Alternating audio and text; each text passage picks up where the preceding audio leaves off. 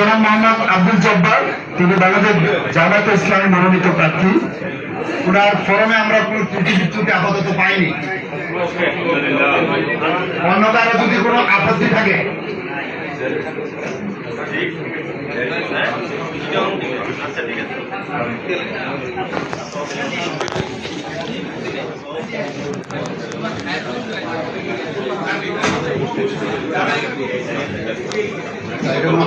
আপত্তি নাই।